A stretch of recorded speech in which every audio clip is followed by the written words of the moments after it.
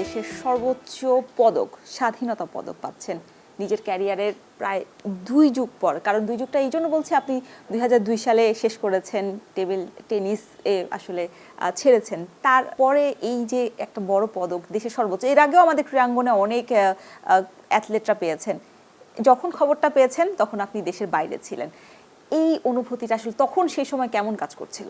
আসলে স্বাধীনতা পদক তো যাইতে ব্যাপার না, এটা বিরাট একটা ব্যাপার। তো এই পুরস্কারটা যখন কথা আমি জেনেছি, তখন আমি নিউজিল্যান্ডে, তখন আমাকে জানানো হয়েছে আমি পেতে যাচ্ছি, বাট কনফার্ম হয়নি। তাই জন্য আমি আসলে খুবই নার্ভাস ছিলাম যে কি হতে যাচ্ছে। তারপর কিছুক্ষণ 10 মিনিট পর আমি প্রজ্ঞাপন থেকে জানলাম যে আমার নাম লিস্টে 9 নম্বরে আছে।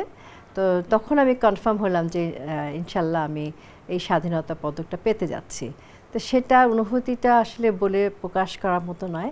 তখন মনে পড়ে গিয়েছিল 2002 সালে যখন Guinness book of world records যখন আমার নাম উঠেছে, তখন ওরা আমাকে সার্টিফিকেটটা পাঠিয়েছিল 2022 সালে মে মাসে।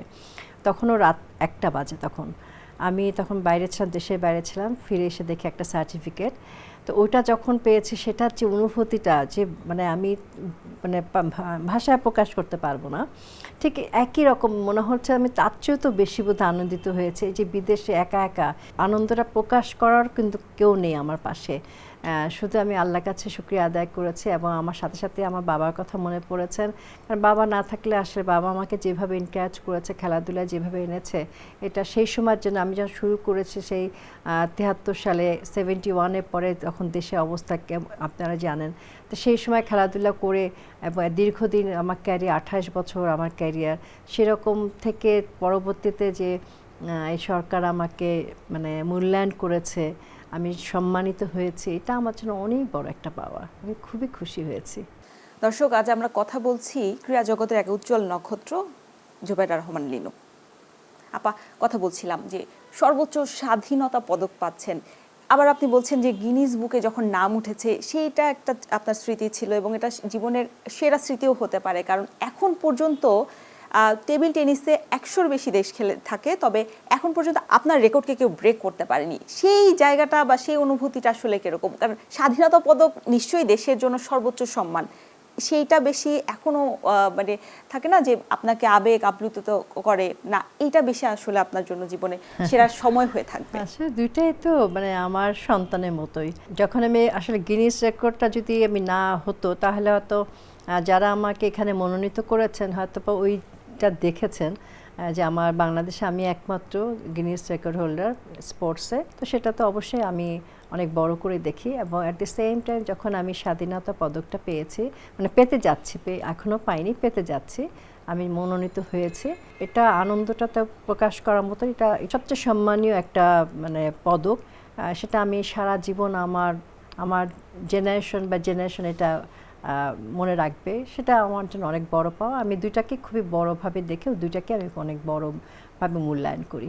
8 থেকে 9 বছরের একটা শিশু বলা যায়, বাবার হাত ধরে এখানে এসেছেন, এবং আপনার বড় বোন এইখানে ছিলেন, তাকে দেখে আসলে অনুপ্রাণিত হওয়া, সেই জায়গাটাতে যদি বলি শুরুটা মানে কিভাবে হয়েছিল, বা এরপর থেকে যে নিজেরও তো আসলে আগ্রহ তৈরি হয়, সেই আগ্রহের জায়গাটা আসলে কিভাবে? আমার শুরুটা হয়েছিল সিলেট শাহজি বাজারে। আমার বাবার পোস্টিং ছিলেন, বাবা শেখ আব্দুর রহমান ইঞ্জিনিয়ার ছিলেন, তো উনি ম্যানেজার হিসাবে পোস্টিং হয় কাপ্তাই থেকে শাহজি বাজারে। তখন কিন্তু আমরা খেলাধুলা বলতে কিন্তু আমরা বুঝতাম কি, ছোটোবেলায় দাঁড়িয়াবান্ধা, গোল্লাছড়, ছিবুরি, তারপরে আরও টুকটাক জিনিস তো ছিল। এবং সেই সাথে যেটা ছিল আমাদের বিশেষ মজার খেলা ছিল, সেটা হচ্ছে আমরা বনে যেয়ে একটা বড়ি পাওয়া যেত জঙ্গলে, সেই জঙ্গলে বড়ি আমরা পারতাম। ছোটোবেলায় মজাটা এটাই ছিল। একটা সময় এসে হচ্ছে আমি খুব একটু নতুনের প্রতি আমার আকর্ষণটা একটু বেশি ছোটোবেলা থেকে, যে কোনো নতুন কিছুর সাথে পরিচিত হতে চাই, খেলতে চাই, এরকম। তো একদিন আমি দেখলাম যে আমার বাবা আমার বড় বোনকে নিয়ে অফিসার্স ক্লাবে প্রতিদিন যাওয়া আসা করে। তা আমি আব্বাকে বললাম যে আব্বা তুমি কি করো হেলেন বুকে নিয়ে? বলে বড় বোনকে আমি খেলা শেখাচ্ছি টেবিল টেনিস। তাই আমি বলছি আমি একটু যাবো। তো একদিন ওই দাঁড়িয়ে বান্ধবগুলো বিকালবেলা খেলাধুলা না করে আমি আব্বার সাথে গেলাম দেখতে, যে দেখি ওরা কী খেলে। তো ওই যে অফিসার্স ক্লাবে ঢুকেই দেখি যে কি সুন্দর সবুজ একটা টেবিল, সাদা বল, ওরা খেলছে। তা আমার তখনই ওই ছোটো মনে, কচি মনে হয়েছে যে এই খেলাটাই আমি শিখবো। তাহলে আব্বা বললেন তুমি তো এখনও ছোটো, তোমার তো হাইটে আর একটু বড় হতে হবে, তারপর তুমি খেলো। আমি যে না আব্বা আমি এখনই খেলবো। তো ওই জিদ ধরলাম, জিদ ধরার পর আব্বা বললো ঠিক আছে, প্রথমে আমাকে শ্যাডো প্র্যাকটিস করা অভ্যাস করালেন, মানে ওয়ালের সাথে ব্যাট লাগিয়ে বল লাগিয়ে কন্ট্যাক্ট করে আমার হাতটা কন্ট্রোল করার জন্য ওটা আমাকে শেখালেন। আমি প্রায় 2 মাস এরকম শুধু কন্ট্রোলই করেছি ব্যাটার বলের সাথে। তারপরে বাবা আমাকে টেবিলে আনলেন। তো সেই সময় চিন্তা করেন আসছে কত বছর আগে, আমার বাবা সেই সময় কত আধুনিক মন মানসিকতা ছিলেন যে আমাকে, তখন তো ইন্টারনেট যুগও ছিল না, কিভাবে খেলা শিখতে হয় তা আমরা জানি না। তা বাবা আমাকে এইভাবে খেলাটা শেখালেন। তারপরে তো স্টোরি সবাই জানে, 74 আমি প্রথম ঢাকাতে প্রেস ক্লাব টুর্নামেন্টে, ওপেন টুর্নামেন্টে খেলতে আসি। এবার সেখানে আমার বড় বোন এবং আমি দুজনে ফাইনালিস্ট ছিলাম। আমরা দুজন, আমার বড় বোন চ্যাম্পিয়ন হয়েছিলেন, আমি রানার্স আপ হয়েছিলাম। এবং আমার মনে আছে সেমিফাইনালে আমার সাথে নুরুন নাহার আপা বলে একজন আপা ছিলেন, যিনি ডাক্তারিতে 3rd ইয়ার বা 4th ইয়ারে পড়েন। তো ওনাকে আমি দেখে টেবিলে খুব ভয় পেয়ে গিয়েছিলাম যে এত বড় আপার সাথে, আমার বয়স তখন প্রায় মানে কত 9.5 বছর, 9 বছর, 9.5 বছর, তো এত বড় আপার সাথে কীভাবে খেলবো। তারপর প্রথম 2 গেম কিন্তু আমি হেরে যাই বেস্ট অফ 5-এ। তারপর 3টা পরপর গেম আমি নিয়ে আমি ফাইনালে উঠে যাই এবং বড় বোনের সাথে আমি হেরে যাই। তো ওই আবার বাবা মার সেই আনন্দ দেখে কে যে 2টা মেয়ে খেলছে, জীবনের প্রথম, আমার জীবনের প্রথম টুর্নামেন্ট ওটা, সেখানে আমি প্রথম ফাইনালিস্ট হলাম। এরপর তো ন্যাশনাল হলো, 77 প্রথম আমি ন্যাশনাল চ্যাম্পিয়ন হলাম, doubles, singles, doubles, mixed doubles 3টাতেই আমি চ্যাম্পিয়ন হয়েছিলাম। এবং ব্যাক টু ব্যাক আপনি হচ্ছে 16 বার জাতীয় চ্যাম্পিয়ন হয়েছেন। 16 বার আমি জাতীয় চ্যাম্পিয়ন। এই গল্পটা শুনবো, তবে এর আগে একটা প্রশ্ন আছে যে আপনি অফিসার্স ক্লাব থেকেই তো শুরু করেছেন সিলেটে। দেখা যায় যে আমাদের কাছে যারা অ্যাথলেটরা আসেন বা অনেক সময় আসলে তাদের সাথে আমাদের কথা হয়, তাদের যে একটা আফসোসের জায়গা থাকে, যারা জেলা থেকে উঠে আসেন, দেখা যায় যে তারা যেই সুযোগ সুবিধা বা যেগুলো আসলে ট্রেনিংয়ের জন্য পর্যাপ্ত পরিমাণ দরকার সেটা তারা যথেষ্ট পায় না। এবং জেলা প্রশাসক যারা আছেন, দেখা যায় যে টেবিল টেনিস বা ব্যাডমিন্টনের মতো যেসব পশ খেলাগুলো আছে তারা আসলে জেলা প্রশাসকের কন্ট্রোলে থাকে ওই জায়গাগুলো। সেই জায়গাটাতে আপনি আসলে অনেক বেশি মানে সুবিধা পেয়েছেন বলতে গেলে তাদের তুলনায়। সেই জায়গায় আসলে নিজেকে মানে লাকি মনে করেন? হ্যাঁ, অবশ্যই প্রথমে লাকি মনে করি এই কারণে যে আমার ফ্যামিলি ব্যাকগ্রাউন্ডটা যেটা ছিল যে ক্রীড়ামোদী পরিবার। আমার বাবাও ইঞ্জিনিয়ার্স চ্যাম্পিয়ন ছিলেন, আমার বড় বোন খেলতেন, আমার বড় বোন প্রথম ন্যাশনাল চ্যাম্পিয়ন ছিলেন, আমার মাও খেলতেন, লন টেনিস খেলতেন, মানে ইনফ্যাক্ট আমরা ভাই বোন সবাই খেলাধুলা করতাম। সেই পরিবেশ থেকে যখন আমি উঠে এসেছি একটা তো প্লাস পয়েন্ট ছিল, আর সেই সাথে আমার বাবার একটা প্লাস পয়েন্ট, যেন বাবা ওখানকার বিগ বস ছিলেন, তো ওর সাথে ওনার মেয়ে হিসাবে আমি কিছুটা তো সুবিধা পেয়েছি। কিন্তু কথা হচ্ছে যেসব জেলায় ডিসিরা যারা আছেন ওখানে যদি ওনারা যদি এরকম যদি সিস্টেমটা করে দেয়, ছোট ছোট খালি ইনডোর গেমসগুলো যেটা যারা ভালো করছে তাদেরকে যদি একটা আলাদা করে তাদের ট্রেনিংয়ের ব্যবস্থা করা হয় এবং সরকারিভাবেও যদি তাদেরকে সেই ব্যবস্থা করে দেওয়া যায়, তাহলে আমার মনে হয় প্লেয়ারদের জন্য সুবিধা সেখানে প্র্যাকটিস করার। কারণ অনেক জায়গা আছে যেমন প্র্যাকটিস করার জায়গাই তো নেই, টেবিল টেনিসে টেবিল নেই, তাহলে আপনি কিভাবে সেটা, একটা প্লেয়ার চাইলেও তো খেলতে পারবে না। তা আমার মনে হয় যে টেবিল টেনিস, আমার যেহেতু টেবিল টেনিস আমি বলতে পারি টেবিল টেনিসের জন্য খুব বড় পরিসরের জায়গা দরকার নাই। হ্যাঁ, মোটামুটি একটা স্পেস থাকলে কিন্তু টেবিল টেনিস মানে খেলাটা শেখা যায়। তো সেই জন্য আমার মনে হয় যে এই খেলাটার দিকে সবারই একটু দৃষ্টি দেওয়া দরকার। তাহলে কেন আপনি দেখবেন বড় খেলা যে আপনার যদি মনে করেন লন টেনিস, তারপরে মনে করেন ক্রিকেট, হকি, ফুটবল, এগুলো তো অনেক বড় পরিসরে খেলা, জায়গা অনেক সময় মাঠ পাওয়া যায় না। কিন্তু টেবিল টেনিস, ব্যাডমিন্টন, দাবা, এইটা তো অল্প পরিসরে খেলা, সেখানে কিন্তু আমরা এদিকে মানে আমরা দৃষ্টি দিই না। আর ম্যাক্সিমাম আপনার যারা পৃষ্ঠপোষক তারা সবসময় খেয়াল করে যে কোন খেলাটা করলে সেখান থেকে তারা বেনিফিটটা পাবে। আপা এই যে পৃষ্ঠপোষকের বিষয়টা বা স্পন্সর নিয়ে, এটা নিয়ে আরো অনেক বিস্তর আলোচনা করতে হবে আমাদেরকে ক্রীড়ার ভবিষ্যৎ নিয়ে। আসলে দর্শক, এখন ক্রীড়া মস্তিষ্কের সময় হলো একটা বিরতির, ফিরছি একটু পরে।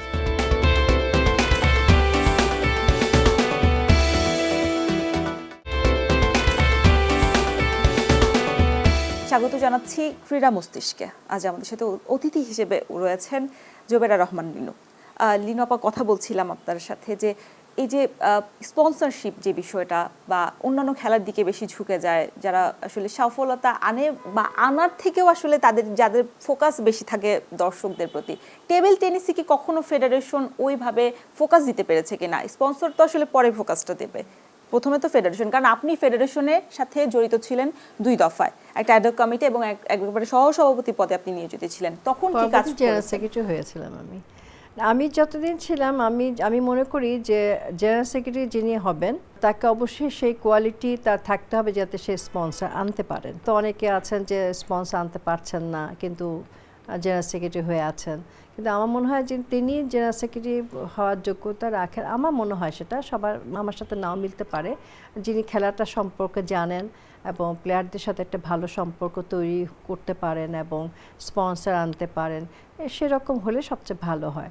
তা আমি যখন ছিলাম 6 মাসে আমি 5টা টুর্নামেন্ট করে দিয়ে এসেছিলাম এবং বেশ লক্ষ লক্ষ টাকা আমি রেখে দিয়ে এসেছিলাম।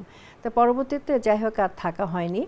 স্পন্সর যারা করে এটা খুব দুঃখজনক যে তারা সবসময় ওই দিকটা খেয়াল করে যে আমি সেখান থেকে কি বেনিফিটটা পাবো, কিন্তু কখনো সেটা চিন্তা করে না যে ওনার দ্বারা অনেক বড় বড় স্পন্সর যারা আছেন তাদের কাছে কিন্তু টেবিল টেনিস কিন্তু একটা টুর্নামেন্ট করতে 5 লাখ টাকা, মানে মোটামুটি একটা টুর্নামেন্ট করতে 5-7 লাখ টাকা হলেই হয়ে যায়। সেটাও তারা ইনভেস্ট করতে চান না, চিন্তা করে যে এখানে টাকা দেবো এখান থেকে আমি কি পাবো। এইটা চিন্তা করলে তো আসলে কোনো খেলাই আসলে ভালো জায়গায় যেতে পারবে না। এবং বিদেশে আপনি দেখবেন যে একটা ভালো প্লেয়ারকে একটা স্পন্সর করে সারা বছরের জন্য তাকে বলে তুমি শুধু খেলাধুলা করো, তোমার মান্থলি যে পেমেন্ট সেটা আমরা দিব, তুমি তোমার দিকে চিন্তা করো না, তুমি শুধু খেলে যাও। কিন্তু আমাদের দেশে একটা প্লেয়ার চিন্তা করে যে আমি দিন শেষে মানে মাস শেষে আমি কী টাকা ইনকাম করবো, আমার সংসার চালাতে হবে, কারণ সবাই তো ফ্যামিলি ব্যাকগ্রাউন্ড একরকম না। তখন তারা হয় কি যে পরিমাণ অর্থটা উপার্জন করে সেটাতে তাদের সংসার শুধু চিন্তা করে যে আমার এইটুকু টাকাতে আমার অন্তত সংসার তো চলছে। তাতে হয় কি আর্থিকভাবে যদি আপনি নিরাপত্তাহীনতায় ভোগেন তখন আপনি কিন্তু অনেক বেশি কিছু দিতে পারবেন না, মাঠে আসলে সেই জায়গায় ফোকাসটা করতে পারবেন না। সেজন্য আমার মনে হয় প্লেয়ারদেরকে মুক্তির পথই হচ্ছে অর্থনৈতিকভাবে স্বাবলম্বী হওয়া। এবং অ্যাট দি সেম টাইম মনে হয় যে আমাদের বলতে খুব খারাপ লাগছে আমাদের প্লেয়ারকে যে পরিমাণে অর্থ দেওয়া হয় সেটা খুব দুঃখজনক, তাদেরকে আরও বেশি সম্মানই দেওয়া উচিত। আপনি তো 2012 বা 13 সালে ফেডারেশন ছেড়েছেন, এরপর আমি আপনাকে মনে হয় কিছুদিন পরে এরপর আমি আসলে আপনাকে ফেডারেশনে দেখিও নি। কেন দেখিনি এর একটা প্রশ্ন করছি। আর একটা বিষয় হচ্ছে এরপরে আসলে ফেডারেশনে বা সহসভাপতি বা সভাপতি পদে ফেরার আগ্রহ আছে কিনা বা কোনো পরিকল্পনা আছে কিনা? না, আমি আসলে একটা বিশেষ কিছু কারণে আমি ফেডারেশন থেকে চলে এসেছিলাম। কেন এসেছিলাম এখন আর এইসব কথা আমি বলতে চাই না।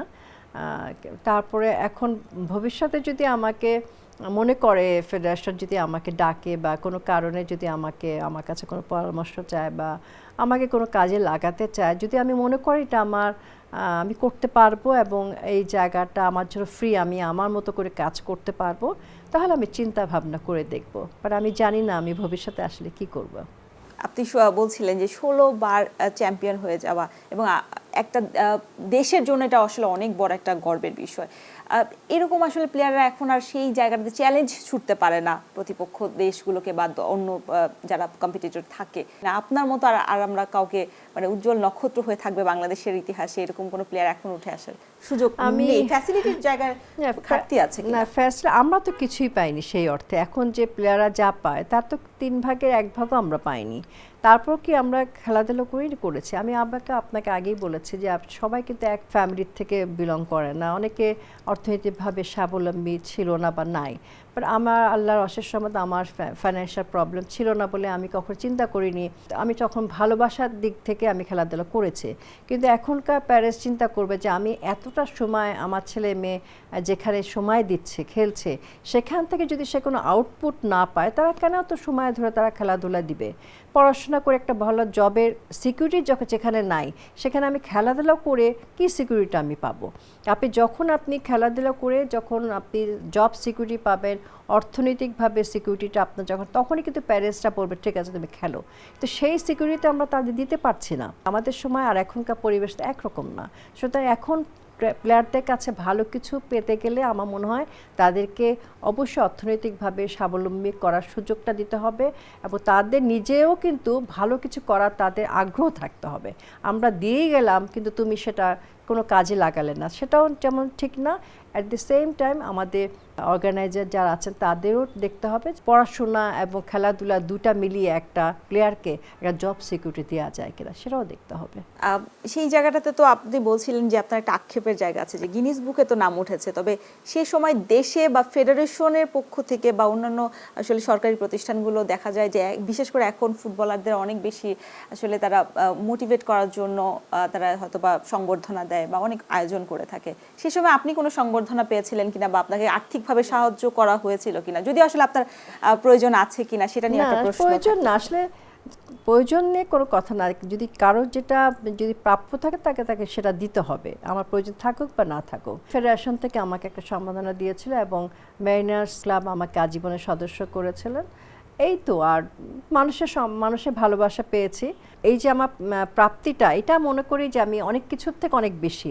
16 বারের চ্যাম্পিয়ন, দেশের মধ্যে সেরা, তবে আন্তর্জাতিক ইভেন্টে আপনার আসলে সেভাবে নিজেকে সাফল্য ধরে রাখা বা যেই জায়গাটাতে এখন টেবিল টেনিসের প্লেয়াররা যাচ্ছেন, বিশেষ করে খই খই মারমার নাম নিশ্চয়ই আসলে বাংলাদেশের পত্রপত্রিকা এসেছে, সেই জায়গাটাতে আপনার আক্ষেপ কখনো কাজ করে কিনা যে যখন আমি জাতীয়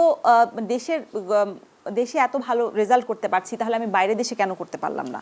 না, আমার কোনো আক্ষেপ নেই। এই কারণে আক্ষেপটা এক জায়গায়, যেমন এখন বারবার বলেছে যে এখনকার প্লেয়াররা অনেক বেশি সুযোগ সুবিধা পাচ্ছে। এই প্রশ্নের উত্তর আমরা নেব, তবে বিরতির পর নিতে হচ্ছে। দর্শক, সময় হলো আরো একটা বিরতি, ফিরছি একটু পরে।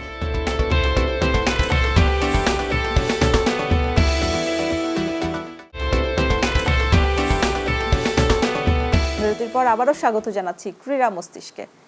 আপা, বলছিলাম কথা যে দেশের মাটিতে যখন বা দেশে যখন এত ভালো সাফল্য, বাইরের দেশে সাফল্য হয়নি সেভাবে, এখনকার প্রজন্ম যেভাবে এগিয়ে চলেছে, আক্ষেপ মানে হয় কি না? আক্ষেপ মানে কি, আমি তো যে সময় খেলা শুরু করেছিলাম এখনকার মতো তো আমরা সুযোগ সুবিধা পাইনি।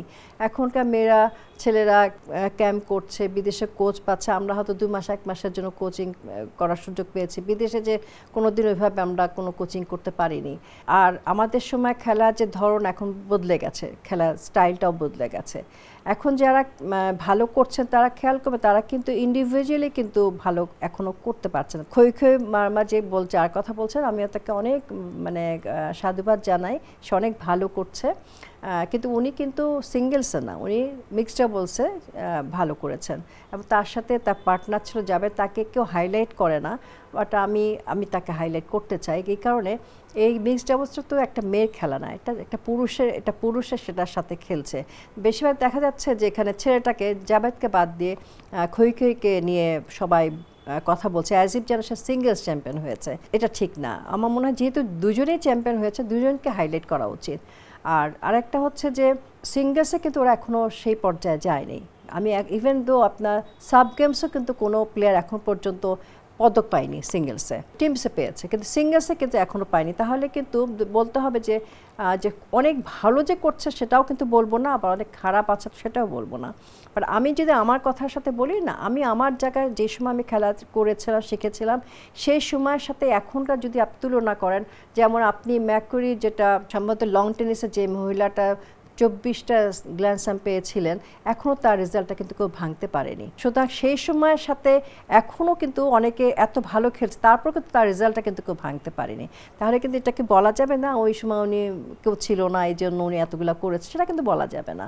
তো সেটার সাথে সাথে এখন প্লেয়ার এত ভালো করছে কিন্তু ওই রেজাল্টটা তারা কিন্তু এখনও ভাঙতে পারে। ঠিক তেমনি এটা ঠিক যে আমি রিগ্রেট করি না কোনো কিছুতে, কিন্তু আমার যেটা ছিল যে 78-এ সম্ভবত একটা চাইনিজ কোচ এসেছিলেন আমাদের দেশে, তখন উনি আমার খেলা দেখে বলেছিলেন যে এই মেয়েটাকে আমার দেশে দিয়ে দাও, আমরা তাকে ট্রেনিং দিয়ে তার যে খেলার স্কিল এবং তার যে ফিটনেস, তার যে গতি, সেটা খুবই ভালো, আমার দেশে নিয়ে গেলে ও অনেক ভালো করবে।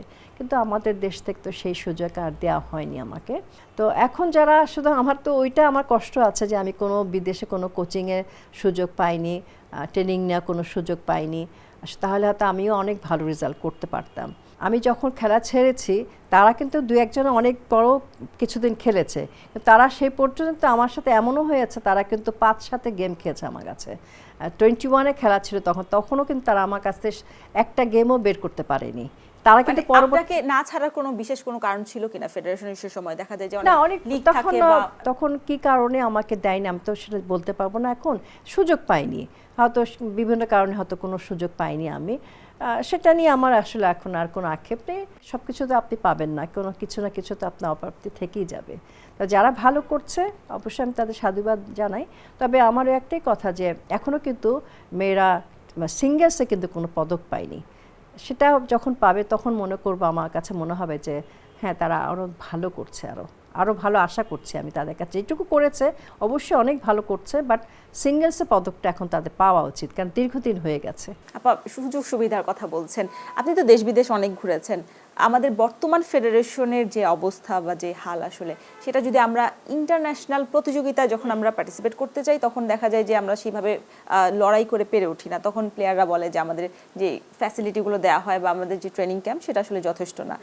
আপনি তো বিভিন্ন দেশে ঘুরেছেন, সেই অভিজ্ঞতাটা আসলে কাজে লাগানোর কতটুকু সুযোগ রয়েছে এখানে, বিশেষ করে আমাদের দেশে কতটুকু উন্নত করার সুযোগ রয়েছে এই এটা সত্যি কথা যে বিদেশে মনে করেন আমি চায়নায় গিয়েছিলাম, আমি যখন একটা ওদের যেখানে খেলা হয় যেখানে ঢুকেছিলাম এরিনাতে, আমি দেখে তো অবাক হয়ে গেছে, একসাথে না হলেও 50 থেকে 70টা টেবিলে একসাথে আছে লাগানো এরিনাতে, সবাই খেলছে।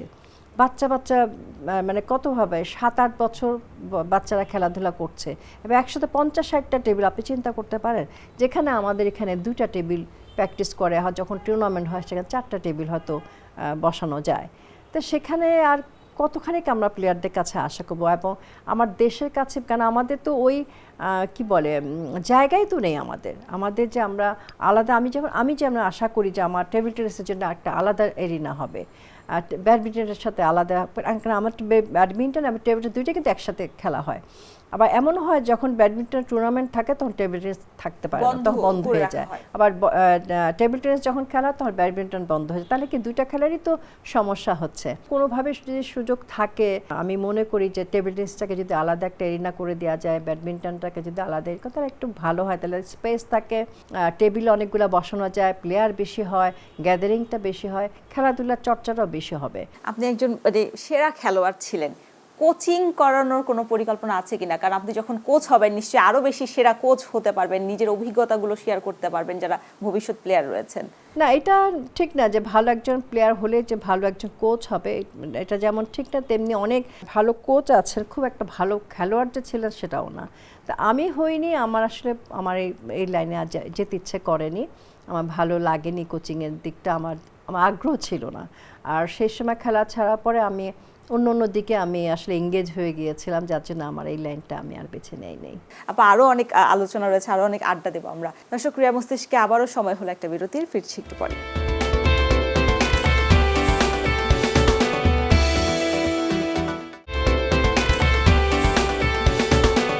আরো একবার স্বাগত জানাচ্ছি ক্রীড়া মস্তিষ্কে।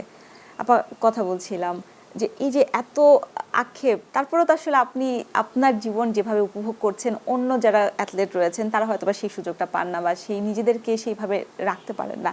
আপনি অনেকগুলো দেশ ঘুরেছেন এবং আমরা এখন যে রুমটাতে বসে আছি এখানে অনেক অ্যান্টিক জিনিসপত্র দেখছি।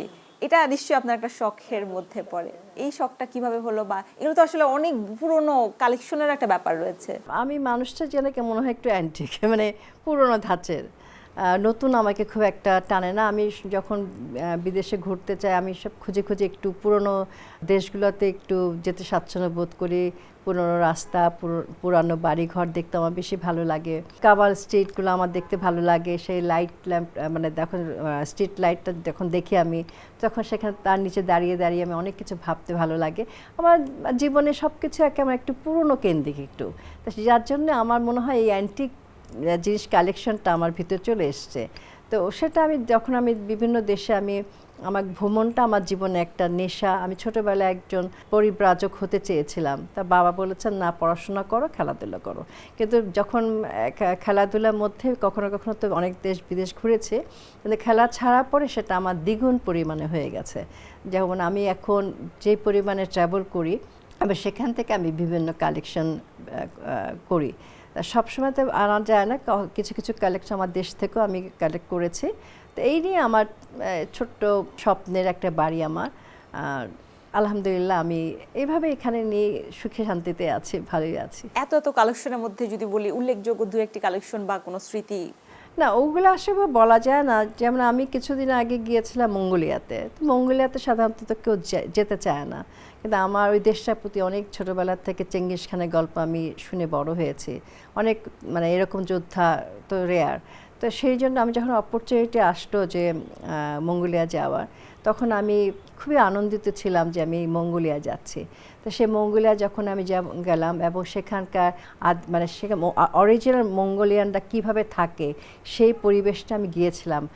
প্রায় 5-7 ঘন্টা আমি গাড়ি ড্রাইভ করে যে আমি সেই ওরা যেখানে থাকে, সেই যেখানে খায়, কীভাবে রান্না করে, কি জীবন তাদের সেটা দেখেছিলাম। সেখানে খাওয়া দাওয়া করেছিলাম, আমি ঘোড়া চড়েছি, ক্যামেলে চড়েছি, এবং সেখান থেকে ঘুরে ঘুরে আমি কিন্তু মানে অনেক শেষে আমি একটা ছোট্ট একটা জিনিস আমি কালেক্ট করেছি মঙ্গোলিয়ার থেকে।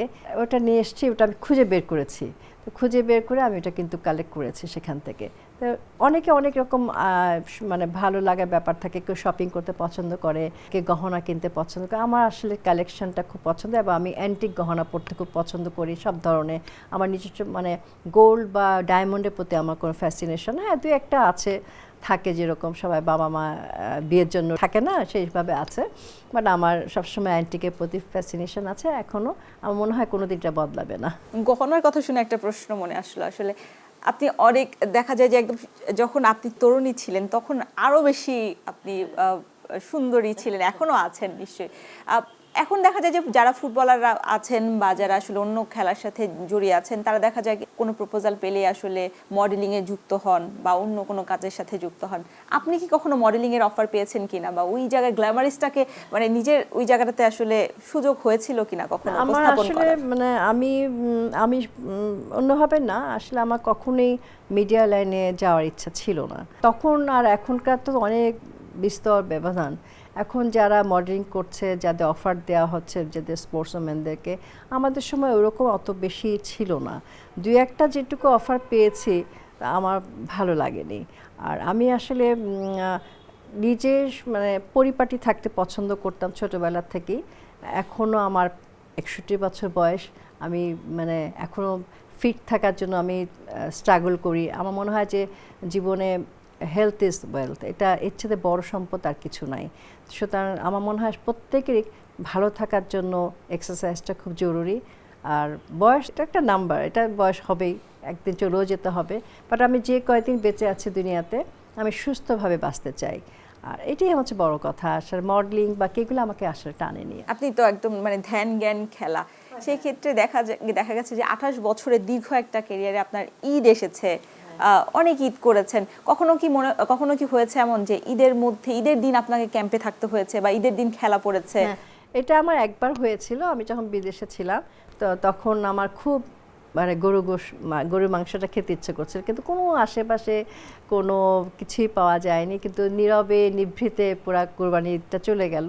আমার খেলা ছিল সেদিন, খেলাধুলা করে বাসায় এসে মানে সেটা কোথায় ছিল? এটা ছিল না, ঢাকা না, এটা মিরাটে ছিল, ইন্ডিয়া মিরাটে ছিল। তো ওখানে তো হিন্দুদের এলাকা, ওখানে তো কোনো গরু গোশ পাওয়াই যাবে না। কিন্তু পরবর্তী আমাদেরকে ওই দিন না, আরেকদিন আমাদেরকে একটা ইনভাইট করা হয়েছে, সেখানে আমরা খেয়েছিলাম। কিন্তু আসলে সেই কোনো অনুভূতিই পাইনি ঈদের। সেই সময়ের ঈদ বা ছোটবেলার ঈদ, এখন তো আপনাকে সালামি দিতে হয়। এই দুইটার মধ্যে আসলে পার্থক্য কেমন দেখেন? আসলে ছোটবেলার ঈদটা তো অনেক মানে মজার ছিল। এখনকার বাচ্চারা তো আসলে ঈদ কিছুই বুঝে না। আমরা যে মজাটা করেছি, আমার নানু বাড়িতে যখন আমরা ঈদে যেতামই মনে হয় ওই চিন্তা করে যে সালামিটা পাবো। হ্যাঁ, তা সেই চিন্তা করে নানু বাড়ি যেতাম, মানে অনেক সালামি পেতাম। মামারা আমাদেরকে আদর করতেন এবং নানিরা আদর করতেন, নানু আদর করতেন, খাওয়া দাওয়া এবং সালামি, মানে এটা একটা অন্যরকম মজা। আর এখন হচ্ছে জীবনটা তো বদলে গেছে। এখন যান্ত্রিক জীবনে ঈদটা আর সেভাবে টানে না। আমার ঈদটা আসলে খুব এখন সাধারণ একটা দিন। অন্য যেরকম একটা দিন, আমার এই দিনটা খুব একটা সাধারণ একটা দিন হয়ে গেছে। সকালে উঠি, বাবা ছিলেন যতদিন, আব্বা নামাজ পড়ে আসলে আব্বাকে সালাম করতাম, আম্মাকে সালাম করতাম। এখন বাবা নাই, আম্মাকে সালাম করি। আর একটা কাপড়, নতুন কাপড় থাকে, কাপড় পরে, অথবা নতুন কাপড় পরতেই হবে এমন কোনো চিন্তা এখন আসে না। পরলে পরলাম, না পরলে না পরলাম। আর যতদিন আমার ছেলেটা এখন অস্ট্রেলিয়া চলে গেছে পড়াশোনা করতে, তো ও থাকতো, ওকে আমি সালামি দিতাম। এখন আমার ভাই মেয়ে আছে, ওকে আমি সালামি দিই। আমার বোনের বাচ্চারা আসলে ওদেরকে সালামি দিব, আমার কাজিনরা আসলে যারা আমার বয়সে ছোট তাদেরকে দিব। এই তো ঈদে কাজিনদের সাথে তো অনেক আড্ডা হয়, মানে সবচেয়ে স্মৃতি এখনো আসলে আপনার মানে স্মৃতি কাতর হয়ে যান সেই কথা মনে পড়ে, এমন কোনো ঘটনা রয়েছে কিনা ছোটবেলার? সেটা কি ঈদের দিন বা ঈদ কেন্দ্রিক? ঈদের দিনে তো আসলে ছোটবেলায় তো অনেক স্মৃতি আসে, কোনটা ছেড়ে কোনটা বলবো। এই মনে হয় না যে এখন আবার ওই সময়টাতে ফিরে গেলে ভালো ছোটবেলায় হতো? যেটা মনে পড়তে যে কোনো কাপড় বা আম্মা মানে কিনে দেওয়ার পরে সেটা লুকিয়ে রাখতাম, বালিশের নিচে লুকিয়ে রাখতাম, জুতাগুলো আরেক জায়গায় লুকিয়ে, কেউ যাতে দেখতে না পারে আমি কি মানে কাউকে দেখাতে পারবো না। অনেক তখন কিন্তু আমাদের এখনকার মতো মানুষ তো না যে ফোন করে জিজ্ঞাসা তোমার বাসায় কি আসবো, আজকে কি তুমি ফ্রি আছো, তো সেটা তো ছিল না। যখন তখন যে যার বাসা চলে আসতো। তা তখন আমি মনে করতাম আমার বাসায় দিয়ে এখন যদি কেউ এসে যায়, যদি আমার জিনিসটা দেখে ফেলে ঈদের আগে, তো লুকিয়ে লুকিয়ে রাখতাম। তো ওটা এক ধরনের মজা ছিল ছোটোবেলায়, সেগুলো মনে পড়ে। আর আমি সবসময় একটু খেতে পছন্দ করতাম ছোটোবেলায়। এখন আমার খাওয়াটা অনেক কমে গেছে, বা ছোটোবেলায় আমি খুব রোস্ট খেতাম। আম্মা রোস্ট বানাতো, পোলাও বানাতো। তারপরে এখন বাচ্চা তো জানেই না, আমরা চাল কুমড়া মুরব্বা, সেটা আম্মা আমাদেরকে 4 বোনকে এক একটা টুকরা, বড় বড় টুকরা দিয়ে বলতো এটা কাঁচা, ও যে দিয়ে আপনার কাঁটা চামচ দিয়ে বলতো এগুলা তোমরা কাঁচা, ওগুলাকে আম্মা বানাতো মোরব্বা। তো এখনকার মারা তো খুব মোরব্বাই কী জিনিস তাই জানে না, অনেক ইয়াং জেনারেশন তো মোরব্বা খেতেও জানে না, কোথায় মোরব্বা পাওয়া যায় তাও জানে না। তো এটা আমরা খেয়েছি, আনন্দ করেছি, সেগুলো মনে পড়ে। আর বন্ধুরা মিলে আড্ডা মারা ছোটোবেলায়, এক জায়গা থেকে এক জায়গায় যাওয়া, বিভিন্ন বাসায় বাসায় যাওয়া, সীমায় খাওয়া, এগুলাই তো ছিল অনেক আনন্দের। আপনি বলছিলেন যে এখনকার ঈদটা একেবারে পুরো একাকিত্ব একটা সময় কাটে, সেটা আসলে আপনাকে মানে থাকে না যে ফ্রেন্ড সার্কেল থাকলে বা যোগাযোগটা একটু বাড়লে, বিশেষ করে ফেডারেশনের সাথে সেই সম্পর্কটা ধরে রাখলে সাংগঠনিক পর্যায়ে ওইটা আরেকটু বেশি জমজমাট হতো কিনা ঈদগুলো? না, এখন হচ্ছে কি আমরা বন্ধু বান্ধবের সাথে যোগাযোগ তো আছেই আমরা, কিন্তু হয় কি ওর এক একজন এক এক জায়গায় মানে এক একজন এক এক জায়গায় থাকি আমরা। তা উত্তরাতে আমি থাকি, উত্তরাতে আমার বন্ধু বান্ধব খুব একটা নেই। আর যাদের সাথে আমার বন্ধুত্ব আছে তারা এক একজন এক এক জায়গায় থাকে। তবে আমরা ঈদের পরে আমরা তারা দেখা করি। তো ঈদের দিন হয়তো সব ক্ষেত্রে হয় না, ছোটোবেলায় যেরকম হতো এখন সেটা হয় না। এখন যেটা হয় ঈদের পরবর্তী সময় আমাদের একটা গেট টুগেদার হয়, একটা মজা করি, এটাই। ওইটার জন্য ওয়েট করি কবে ঈদটা শেষ হবে, কবে আমরা একসাথে হবো, এটাই। আপনার খেলার পাশাপাশি তো লেখার হাতটাও বেশ ভালো, আপনি একটা বইও প্রকাশ করেছিলেন অনেকদিন আগে। অবসর সময় এমনি ঘোরাঘুরি ছাড়া, আপনি তো বাইরে বেশি ঘুরতে পছন্দ করেন, ঘোরাঘুরি ছাড়া এমনি যখন বাংলাদেশে থাকেন তখন কি করতে বেশি ভালো লাগে? আমার এই পর্যন্ত মোট 4টা বই প্রকাশিত হয়েছে, উপন্যাস, ছোট গল্প, কবিতা। আর রিসেন্টলি গত বছর আমার প্রথমা প্রকাশনী থেকে আমার জীবন জালের এপার ওপার, এই বইটা আমার আত্মজীবনীমূলক একটা বই, এটা প্রকাশিত হয়েছে। এখানে আমার জীবনে উত্থান পতন, সুখ দুঃখ, ব্যথা বেদনা, যেটুকু কম্বাইন করে একটা করা যায় একটা বই করছে। কারণ জীবনে এত কথা, একটা 186 পৃষ্ঠা তো শেষ করা যায় না। আপা নিশ্চয়ই আপনি অনেক দিন ধরে বেঁচে থাকবেন আর অনেক অনেক লেখা প্রকাশ করবেন, আমরাও আপনার বই পড়ে অনেক কিছু জানতে পারবো নিশ্চয়ই। এবং আরও অনেক গল্প ছিল বাকি, তবে সময়ের জন্য আসলে শেষ করতে হচ্ছে। শেষ করছি ক্রীড়া মস্তিষ্ক। এতক্ষণ সঙ্গে থাকার জন্য সবাইকে ধন্যবাদ।